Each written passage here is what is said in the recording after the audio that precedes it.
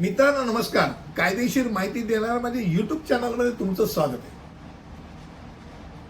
एका सदस्याने राजीनामा दिला किंवा बऱ्याच सदस्यांनी राजीनामा दिला. आता काय करायचं, हा आजचा विषय. सोसायटीमध्ये ज्या वेळेला आपण विचार करतो त्यावेळेला सोसायटीच्या एका सदस्याने असेल की अनेक सदस्यांनी असेल राजीनामा दिला असेल तर तुमच्या सोसायटीतल्या कमिटीच्या सदस्यांची संख्याबळ किती आहे हे पहिल्यांदा तपासून पहा. 7 पेक्षा कमी नाही ना झालं. जर 7 पेक्षा कमी झालं असेल तर उर्वरित सदस्यांना ती समिती विसर्जित करावी लागते आणि तुमच्या सोसायटीची निवडणूक घेण्याबाबत उपनिबंधकास कळवलं.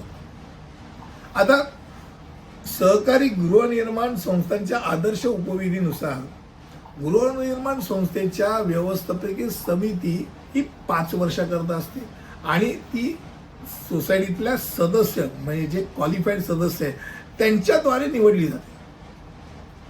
या व्यवस्थापकीय समितीमध्ये अध्यक्ष असतील, सचिव असेल, खजिनदार असेल, यासह 7 पेक्षा कमी किंवा 11 पेक्षा जास्त सदस्य नसतात.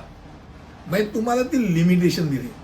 7 ते 11 दरम्यान तुम्ही कोणी राजीनामा दिला तर 7 ते 11 दरम्यान तुमचं संख्याबळ पाहिजे, हे डोक्यात राहते.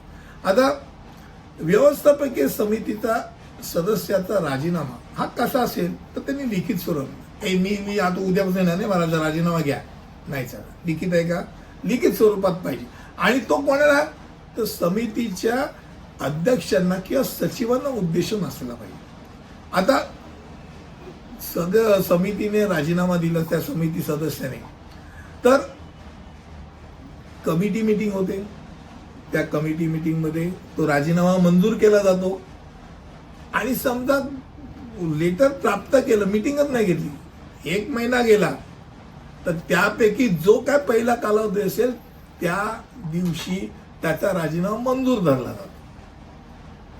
नाही तर मी 3 महिने मीटिंग नाही घेतली म्हणून राजीनामा मंजूर होणार असं नाही. मी 1 महिना स्वीकारल्यापासून 1 महिन्याच्या आत तुम्ही मीटिंग नाही घेतली, तुमचा दोष, तो मंजूर झाला. आता सभासदांनी राजीनामा दिल्यानंतर सोसायटीच्या समितीच्या कोणत्याही कृती करता तो जबाबदार मानला जातो, हे डोक्यात राहतं. मी तर राजीनामा दिला, मी काहीच केलं नाही, काही संबंध.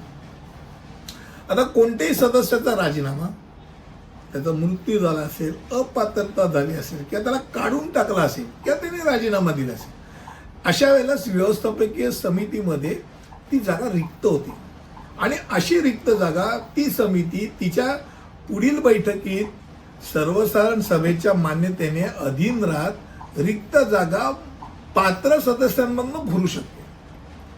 आता अशी जी जागा भरलेली असते ती भरलेली जागा जो राजीनामा देऊन निघून गेलेला आहे किंवा मृत्यू झालेला आहे त्याचा जो कालावधी बॅलन्स कालावधी ते त्या कालावधी करता तो असतो, हे डोक्यात राहतं.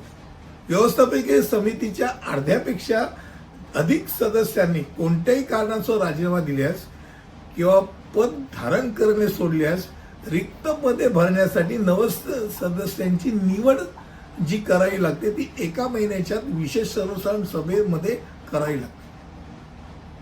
आता अशी बैठक घेण्यास समजा व्यवस्थापकीय समिती अयशस्वी झाली, नाही घेत आली किंवा कोरमच नसेल तर मग अशापैकी कोणत्याही एका सदस्याने सहकारी संस्थांच्या निबंधकाकडे या संदर्भात तुमच्या देखरेखीखाली आमची निवडणूक घ्या, आमची सोसायटी मॅनेज करा याकरता ॲडमिनिस्ट्रेटर नेमण्याकरता अर्ज करू शकतो, निवडणूक घेण्याकरता अर्ज करू शकतो.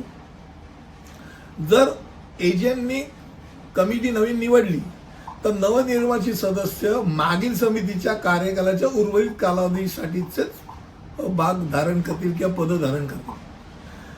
आजचा विषय होता सोसायटी समितीतल्या कुठच्याही सदस्यांनी किंवा अनेक सदस्यांनी मध्येच राजीनामे दिले तर काय करावं आणि अशा वेळेला काय होतं. मला असं वाटतं मी कमी शब्दामध्ये तुमचा हा विषय मांडला, तुमच्या पुढे हा विषय मांडला आणि पुढील विषय असेच वेगळे काहीतरी नाविन्यपूर्ण घेऊन येईल. पुढच्या व्हिडिओपर्यंत इथेच थांबतो. धन्यवाद.